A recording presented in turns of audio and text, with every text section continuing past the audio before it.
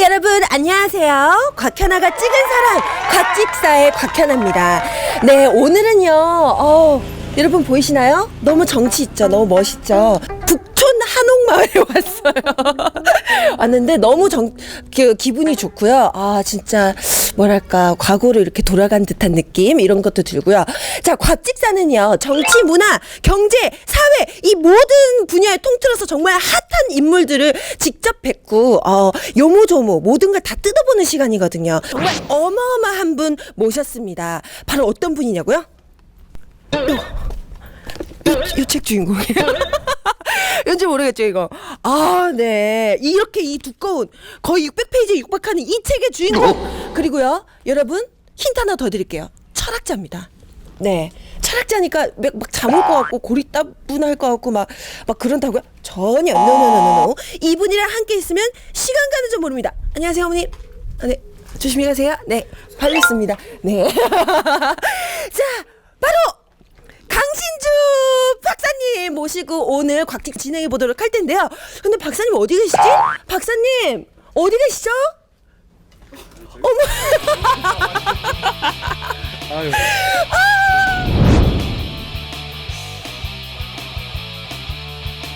씨가 너무 재밌게 해가지고. 네네네. 그래서 아까 얘기했잖아요. 네. 위경련. 네, 위경련. 위경련 있으셨는데 위가 지금 더 안 좋아지셨다고요? 아우 이게 여기 높아요. 높은 데를 나를 끌고 와서 속이 아픈데. 아, 저도 오다가 좀 욕 한 2번 했어요. 네. 뭐 이렇게 그러니까 왜 이런 더 죽겠는데. 왜 이런 데서 사는지. 그래도 선생님 한번 좀 싹 걸어볼까요? 오늘 왔는데 우리. 아, 선생님 그래도 문짝 보세요. 되게 정치 있고. 근데 저는 너무 좋아요. 이런 느낌이요. 네. 그래서 건물들 여기 몇 군데 보면 일본풍 건물들이거든요. 이런데. 이런 흰색 같은 거. 2층으로. 선생님 우리 근데 한옥은 2층으로 안 가거든요. 근데 일본 아이들은 습해가지고 층을 많이 올려요. 그러니까 이게 경성시대 때 아마 합쳐져 있는 것 같아요. 아, 그럼 이게 한옥이 아니라 한옥이랑 일본이랑 어떻게 좀 콜라보레이션? 콜라보레이션. 한옥과 1호의 콜라보레이션? 정말 느낌이 보통 한옥이랑 다르네요. 다르죠. 그러니까 보통 이제 이런 입구에 말 들어가게 돼 있고 들어가면 마구간 있고 이렇거든요. 양반집. 그렇죠. 그러니까 계단은 여긴 양반집은 아니고 서울 중산층? 아하. 경성시대 서울 중산층 사람이 살았던데 그러니까 경성시대 서울 중산층이니까 뭐 일본과 관련된 관료들도 많았겠고 기타 등등 그랬을 거예요. 아하. 그렇네요. 선생님 한옥마을 와가지고 또 이렇게 또 역사를 얘기해 주시고 그러니까 오늘 토크 완전 기대되는데요. 이게 달랑단데. 선생님 좀 멋있게 좀. 예. 네네. 멋있게 좀 해주세요. 네. 자, 그러면 우리 본격적으로 들어가서 우리 시원한 데서 한번 또 얘기 한번 나눠볼까요? 네. 가시죠. 네. 우리 강신주 박사님 모셨습니다. 안녕하세요. 오늘은 제가 너무나도 그 강신주 박사님에 대해서 궁금한 게 너무 많아서 제가 나름 또 준비를 좀 했어요. 이 책을 읽고 선생님 너무 재밌더라고요. 그 지승훈 선생이 잘 뽑아서 그런 거죠? 그러니까요. 그 책을 딱 읽다 보니까 강신주 박사님이 추구하는 거 그리고 싫어하는 거 딱 이렇게 뭔가 느낌이 딱 나눠지는 그 키워드가 있더라고요. 자유, 사랑, 저항, 김수영, 감정, 당당함, 이혼. 이혼을 좋아하시더라고요. 그 다음에 강신주가 거부하는 것, 종교, 자본주의, 시각 문화, 그리고 분업, 결혼. 결혼을 만약에 했다면 아이 낳지 마라. 이렇게 제가 한번 그냥 쭉쭉 한번 뽑아봤어요. 그래서 잘 뽑으신 것 같아요. 진짜요? 네, 잘 뽑으셨어요. 제가 완전 너무 이 책이 잘 읽히면서도 책장을 너무 오랫동안 못 넘겼던 이유가 계속 곱씹는 느낌이 좀 저한테는 있었거든요. 그래서 하여간 오늘 여쭤보도록 하겠습니다. 제가요 요즘에 힐링 정말 막 힐링이 대세다 이런 얘기가 있을 정도로 막 넘치잖아요. 그래서 저는 어떻게 보면 이런 일종의 철학책도 요즘에 힐링의 대세에 맞는 그런 트렌드로 내신 건가 했는데 보니까 힐링을 거부하시고 저항하라는 그런 의미로 책을 쓰셨더라고요. 일단은 그 사회가 공동체가 돌보지 않을 때 살아야 되잖아요. 네. 이럴 때 힐링 논의가 나오니까 그러니까 모든 공동체의 책임을 개인한테 돌리는 거죠. 그래서 힐링이 강조됐을 때는 사회 구조의 변화에 대한 전망이 없었을 때 힐링을 강조해요. 그러니까 힐링이 논의된다는 것 자체가 굉장히 삶의 조건이 안 좋아졌다라고 보죠. 딱딱하다. 그래서 되게 자기계발류의 책들 요즘 많이 나오는 거 그것도 되게 비판하셨더라고요. 근데 왜 내가 돈 내서 자기 개발을 하느냐를 고민하셔야 돼요. 그러니까 내가 나를 개발하면 자본 쪽이 좋아하거든요.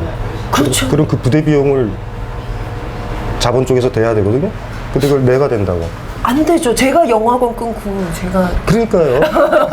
그래서 되게 책 안에서도 좀 쇼킹한 말을 많이 하셨는데 자기계발과 자살이라는 게 좀 어떻게 일맥상통하는 게 있다라고 말씀하시더라고요. 그러니까 프랑스의 경제 상황을 비춰보면 경기가 안 좋을 때 사람들이 죽어요. 그래서 그 책이 사회학의 명저가 된 이유가 거기 있는데 자기계발도요 일종의 자살의 논리죠. 그러니까 자기가 원하는 게 아니라 자본이 원하는 걸 하는 거거든요. 그러면 자기가 원하는 대로 못 산다라는 건 일종의 자기 부정이잖아요. 네, 그러네요. 그러니까 자기 개발이 자기가 자기의 가치를 실현하는 게 아니라 내가 잘 팔리도록 자본이 원하는 대로 나를 개조하는 거죠. 나를 위해서 가꾸는 게 아니라 자본이나 압도적인 뭐 권력을 가지고 있거나 뭐 또 경제권을 가지고 있는 사람들의 간택을 받으려고. 근데 사실 이런 얘기는 다 했었던 거예요. 그래서 자본주의가 발달하면 생기는 현상인데 그 마르크스가 자본주의를 보편적 매춘의 시대라고 그랬거든요. 보편적 매춘의 시대. 그러니까 다 자기를 판단 말이에요. 그러니까 내가 좋아하는 게 아니라 손님이 좋아하는 노래를 불러야 되고 내가 무슨 뭐 섹스를 원하는 게 아니라 손님이 원하니까 하는 거예요. 이게 매춘이거든요. 근데 우리 젊은 학생들이 하는 영어 공부 현장에서 좋아서 하는 사람들 없어요. 자기를 이렇게 꽂히거나 자기가 원하는 방향으로 했었을 때 끝나고 났었을 때 만족감을 보면 알아요. 네. 근데 만족감이 아니라 이거 누구를 위해서 한 거지?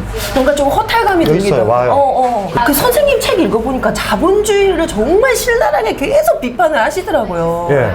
정말 이거 근데 저는 좀 그게 좀 처음에 되게 충격이었어요. 왜냐하면 저는 상품화나 이런 게 제 생활에 너무 밀착이 돼 있고 거부할 수 없는 무언가라고 생각을 했거든요. 돈이 왜 나빠 이렇게 생각하시는 분들도 많고요. 제가 돈을 없애자라는 게 아니라 돈은 수단이어야 돼요. 네. 돈이 목적이면 안 되거든요. 그러니까 자본주의에서 생기는 그 범죄 중에 하나가 유괴범이잖아요. 인간보다 돈이 더 높아요. 정리해고가 뭐겠어요?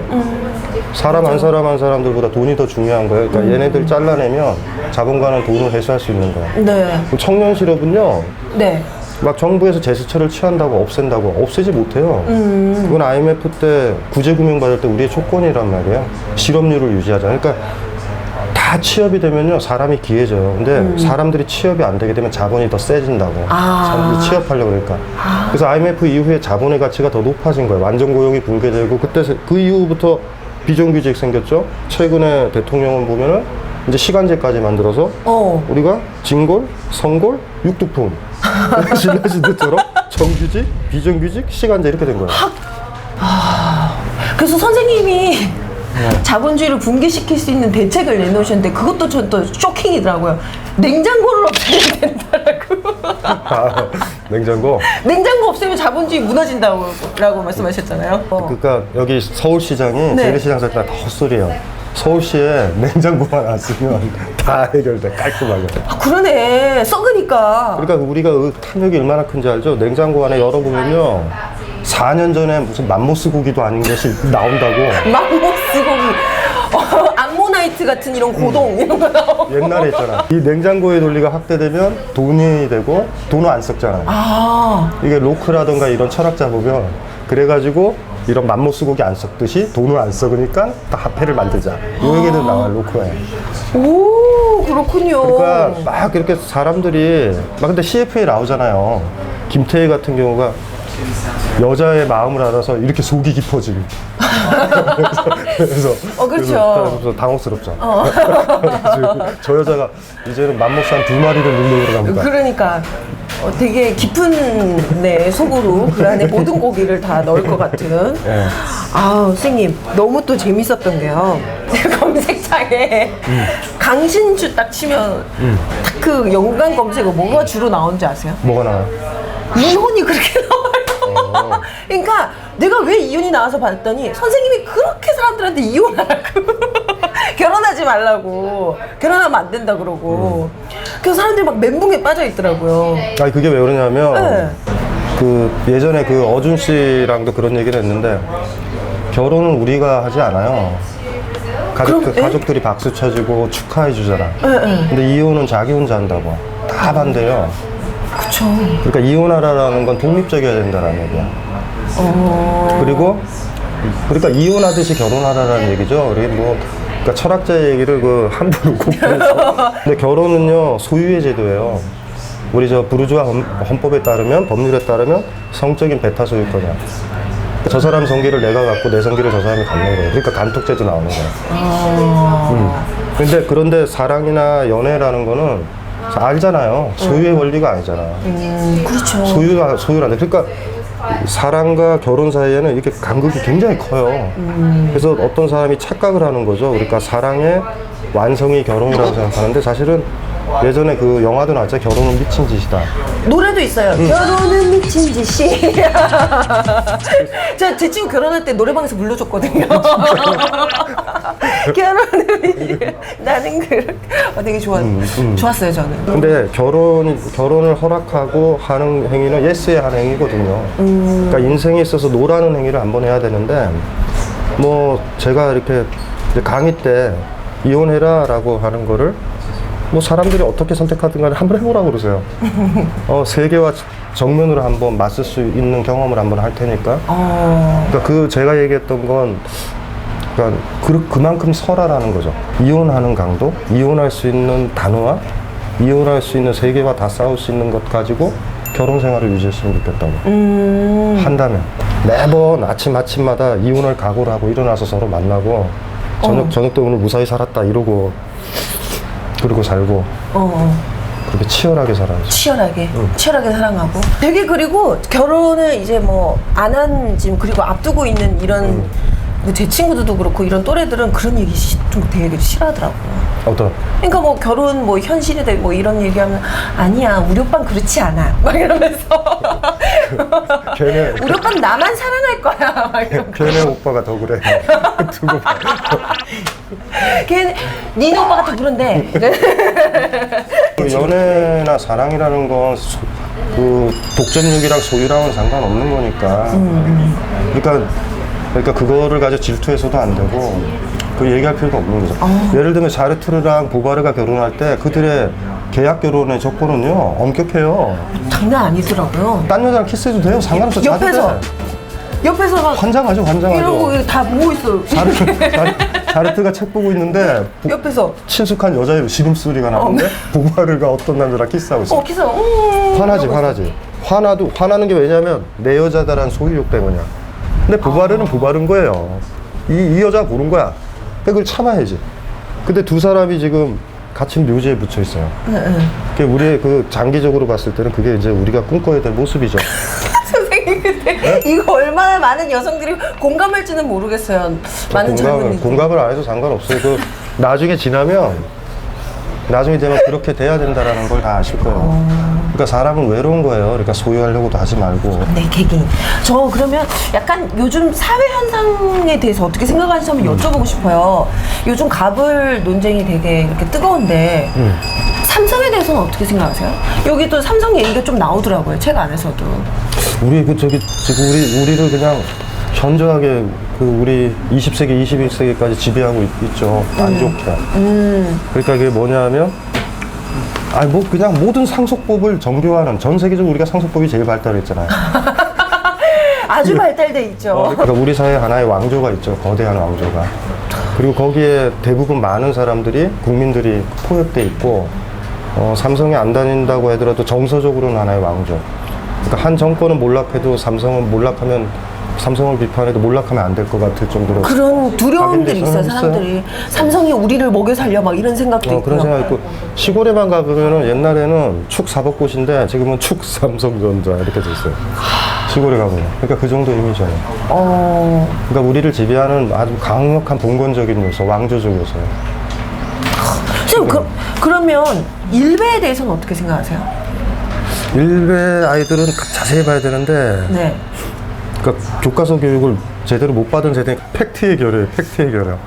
어린 사람들인데 그러니까 지식인 입장에서 공격을 하고 싶진 않아요. 왜냐면 그래서 애들이 막 이기고 싶은 거예요. 피해의식도 있고 뭐 이렇게 해서 나온 건데 공격할 필요는 없죠. 왜냐면 그 친구들이 바라는 거는 그 공격이에요. 바라는 게 공격이다. 관심이고. 관심이기 때문에 어쨌든 관심을 받고 싶은 거죠. 그래서 요즘 어떻게 보면 그 민주당인가요? 어디에서 이 일베 사이트를 없애야 된다. 뭐 이런 아니에요. 얘기까지 막. 그러면 안 돼요. 어쨌든 잘못된 판단이지만 언론의 자유를 공격하면 안 돼요. 언론의 자유를 공격하면 안 된다. 절대. 절대. 그러니까 어른들이 역사 교과서나 기타 등등을 제대로 역사를 못 가르쳐주고 정권이 바뀌면서 국사책을 좀 폄하해서 가르치고 뉴라이트 역사관이 나오는 후유증으로 나온 거지. 그 아이들한테 그 책임을 다 물는다라는 건 그러니까 나이 든 세대들 40대 50대들이 해서는 안 될 일이에요. 지네들이 싸워서 줘놓고서 그러니까 교과서에서 민주화라든가 이런 게 후퇴됐잖아요. 그걸 방조해 놓고 나서는 갑자기 걔네들을 공격한다. 그러니까 그 사람들이 있으니까 일베가 사는 거예요. 그러니까 싸우려면 거기서 싸워야지. 왜 저기 애들 데리고 싸워요? 아마추어처럼. 자, 이거 마지막으로 하나만 질문 더 할게요. 요즘 또 화두가 행복인데 굉장히 책을 읽어보면 너무 스스로 힘듦을 추구하시는 것 같아요. 그러니까 그것 좀 버려야 돼요. 사람의 착각. 지가 행복할 거라고 생각을 해. 사람의 기본 조건. 사람은 더럽게 고독하고 힘들어요. 힘들다는 걸 생각하면 아주 편해요. 그래서 가끔 행복해질 때 행복을 주는 그 사람한테 잘해줘야 되고 잘해줘야 됩니다. 고독과 힘듦이라는 거 내가 그런 존재다라는 거를요 진짜 받아들여야 돼요. 그래서 누군가 내 고통을 같이 하려고 할 때 너무 고마운 사람이다. 너무 고맙다. 그리고 나랑 시간 맞춰서 밥 먹는 사람이 너무 고맙다. 대신 그 사람이 나를 떠나거나 했을 때도 원래 상태로 돌아가는 거야 징징거리지 마세요 좀. 왜 징징거려? 다시 원래대로 돌아갔네 이래야 되는 거예요. 근데 너 가면 난 죽어버릴 거야. 뭐 영원히 같이 있었나? 왜 그래? 그러니까 뭐 태어날 때 같이 태어났나? 근데 제가 왜 이 얘기를 하냐면 이런 강한 고독의식을 가졌을 때 우린 타인에 대한 소유의식을 안 가져요. 그래서 결혼도 성공해. 부부 생활을 하더라도 저 사람은 내 곁을 떠날 수 있는 거예요. 그러니까 있어줘서 고맙다 이렇게 된다. 자, 오늘요 정말 시간이 얼마나 되는지 모르겠는데 시간 가는 줄 모를 만큼 너무너무 선생님 재밌었어요. 아유 다행이에요. 너무 즐거웠고 저희가 이렇게 나눴던 이 소중한 얘기들 우리 이 반려수 시청자 여러분들께 잘 전달이 됐으면 좋겠고요. 그럼 이 카메라 보시고 저희 반려수 시청자분들께 짧게 한마디 해주시고 여러분 안녕 이러고 끝낼 거예요. 해주세요. 이 카메라. 예, 어쨌든지 간에 우리 현아 씨도 많이 아껴주시고 우리 저 불쌍한 우리 이상호 기자님을 항상 아껴주고 도와주고. 그러니까 저희 그러면 후원. 그치. 중요한 게 아까도 얘기했지만 이런 게 돌아가려면 돈이 필요해요. 그렇죠. 그러니까 쓸데없이 마음 같은 거 전하지 말고 그러니까 물질적인 도움들 이런 것들 많이 해서 이런 매체들이 다양해져야 우리가 이제 우리가 하고 싶은 말들이 다른 사람한테 전달될 수 있는 것 같아요. 네. 마지막으로 간 거지만 현아 씨를 항상 아껴주시고 요새 일거리가 없다고 하니까 예, 이걸로 마치겠습니다. 저희 이걸 열심히 하려고요. 네. 예. 그럼 반려수 시청자 여러분 안녕. 저도 이렇게 해야 되고. 네. 안녕.